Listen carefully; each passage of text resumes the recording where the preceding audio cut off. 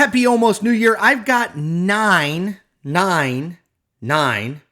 favorite facts, fun facts about Jimmy Carter, who passed away earlier this week at the age of 100 years old. So I think these are really fun.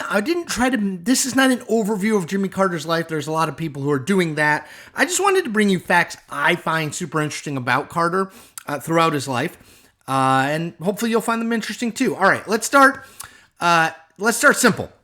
Number one, Jimmy Carter was the first future president to be born in a hospital. Now, he was born at the Wise Sanitarium in Plains, Georgia, where he's from.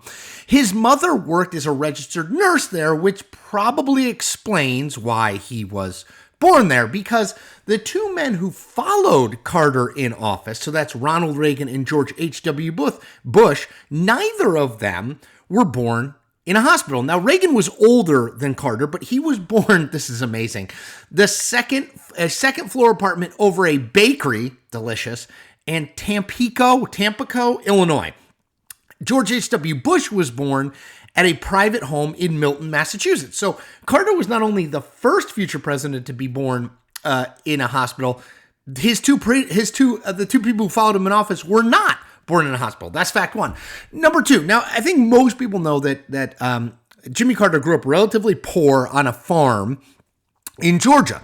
But here's something interesting that I found in my book, quick plug, Power Players, Sports, Politics, and the American Presidency. I wrote that book in 2023. You can check it out. It's about the presidents and all the sports they played. So in the Carter chapter, one of the things I learned is that his dad was an avid tennis player and built a clay tennis court next to their family farm in Georgia and would regularly host tennis tournaments among the men in the area. Totally interesting. Now, Carter, in a memoir he wrote in 1975, he wrote this about playing his dad. Let me quote. He said, "My father was an excellent tennis player. I could never beat my father. He had a wicked slice ball which barely bounded at all on the relatively soft dirt court." Now, interestingly enough, Carter becomes president, and his former aide, James Fallows, who went on to become a very prominent journalist, but he was a Carter aide at the time, he wrote that Jimmy Carter personally had to approve of the use of the White House tennis court, that he was saying, yes, you can use it, no, you can't. Now, top Carter aides, including Carter himself, deny it, but still kind of a fascinating tennis-related fact about Jimmy Carter. Okay, going on. Jimmy Carter only completed 11 grades. So there was not a 12th grade back in Georgia at the time he was moving through school.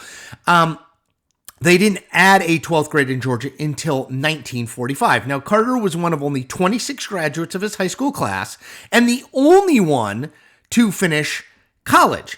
He was supposed to be the valedictorian of his high school class, but he skipped school on April Fool's Day, and he got zeros on all his assignments that day, so he dropped down to salutatorian. Still pretty good. So Carter went to Georgia Southwestern College, then Georgia Tech, then the Naval Academy in Annapolis. All right, so Jimmy Carter first gets elected to office. This is fact four, fun fact four. In 1962, he runs for a Georgia State Senate seat. So some of this politics is so different now than it was then. He announced on October 1st for a primary that was on October 16th. So he announced 15 days before the race ended. He got the most votes, but there was fraud. There were real questions about a couple counties controlled by a boss who was loyal to his opponent. So Carter appealed, then he demanded a recount. Eventually, the entire primary result was thrown out, and a judge said that they would hold a redo primary on the day of the general election in November. Carter won that race pretty convincingly. Amazing. That was his first time in office. Okay. Fact five. Jimmy Carter loved music, and he especially loved Bob Dylan, who he called one of my best friends. In his 1976 acceptance speech at the Democratic National Convention, Carter quoted Bob Dylan's song, "It's All Right, Ma, I'm Only Bleeding," where he talked about the future. He, in a 2020 interview, so this is fascinating, Bob Dylan rarely gives on-camera interviews, particularly later in life. I think he's 83 now. he did talk about his friendship with Jimmy Carter. He said this in 2020 of Carter. He said, "When I first met Jimmy, first thing he did was quote my songs back to me. It was the first time that I realized my songs had reached into the establishment world. I had no experience in that realm, never seen that side, so it made me a little uneasy. He put my mind at ease by not talking down to me and showing me that he had a sincere appreciation of the songs I had written."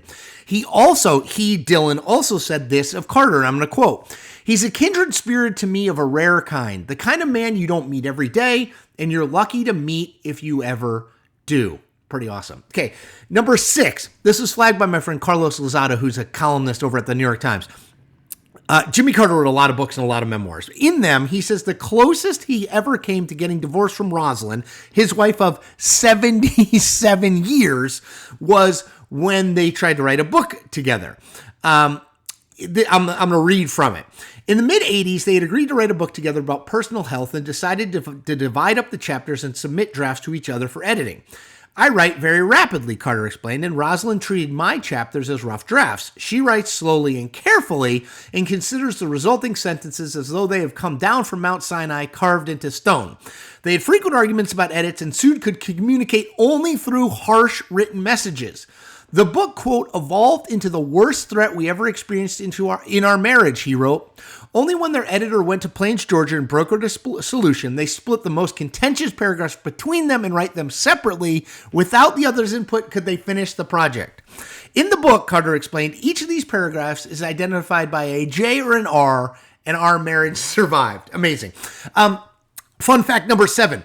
And I just learned this. So Delta, the airline, tweeted out that Jimmy Carter, anytime he flew on a Delta plane, he shook hands with everyone on the plane, which is so cool. They have video of him like going around and shaking hands.